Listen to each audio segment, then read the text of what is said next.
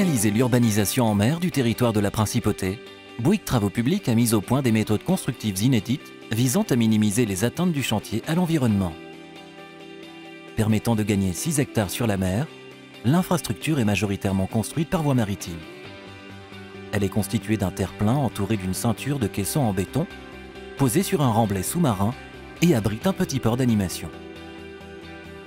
Dès 2014, avec ses partenaires Tractebel, Andromède Océanologie et DHI, le groupement a conduit une étude d'impact afin d'identifier les enjeux environnementaux du site et les intégrer au cœur même de la conception du projet et de ses méthodes de réalisation. Avant même le démarrage des travaux, les premières actions environnementales sont mises en œuvre. Les 47 grandes nacres sont déplacées vers la réserve marine du Larvoto. Des appareils de surveillance continue de la turbidité et 2 écrans sous-marins anti-turbidité sont installés autour du chantier. Enfin, un écran de protection phonique est construit le long du rivage.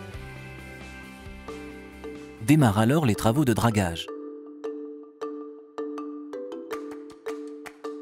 Les vases sont extraits à l'aide d'une pelle équipée d'une benne écologique étanche, évitant la mise en suspension de matériaux.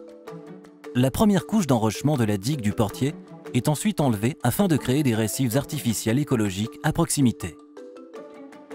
Afin de ne pas augmenter la turbidité, une drague aspire les sédiments sans rejeter l'eau et les achemine vers un lieu de dépôt spécialement choisi dans le respect de la faune et de la flore, à 200 mètres de profondeur. Le remblaiement peut alors débuter sur le fond rocheux mis à nu. Des matériaux élaborés en carrière sont stockés et lavés sur le port de Toulon. Ils sont chargés à bord d'un navire spécialisé et livrés à Monaco après 10 heures de mer. Un tuyau robotisé les achemine ensuite au plus proche du fond marin. Arrivé à son niveau définitif, le remblai est compacté par des engins flottants, puis réglé à l'aide d'un niveleur sous-marin. Durant toutes ces phases de travaux, les équipes de chantier apportent un soin particulier à la modération des émissions sonores et lumineuses pour en limiter l'impact sur les riverains. Parallèlement, dans le port de Fos-sur-Mer, a démarré la fabrication des 18 caissons en béton armé qui constitueront la ceinture de protection du nouveau quartier. Hauts de 26 mètres et pesant 10 000 tonnes chacun, ils sont construits en coulage continu dans une grande structure métallique flottante appelée caissonnier. Lorsque le béton est coulé et que le poids de sa structure augmente, l'ensemble caisson-caissonnier s'enfonce lentement.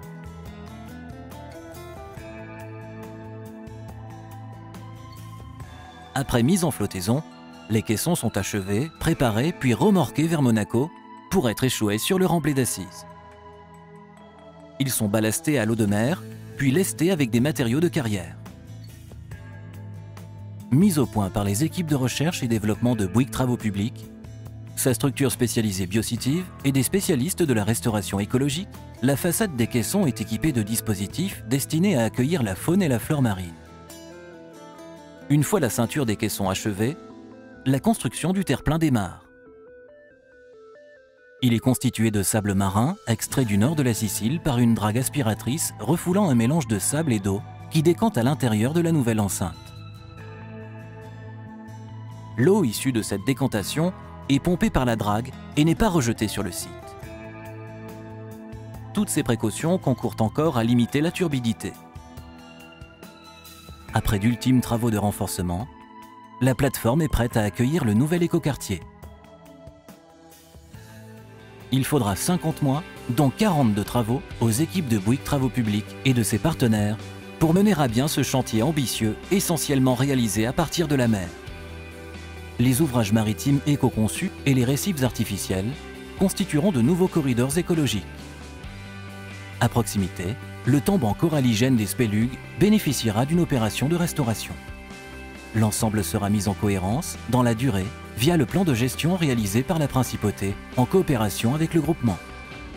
Respectant les fortes contraintes environnementales du site, tant sur le plan naturel qu'urbain, cette réalisation offre à la Principauté l'opportunité d'un développement harmonieux dans le respect de l'homme et de la nature.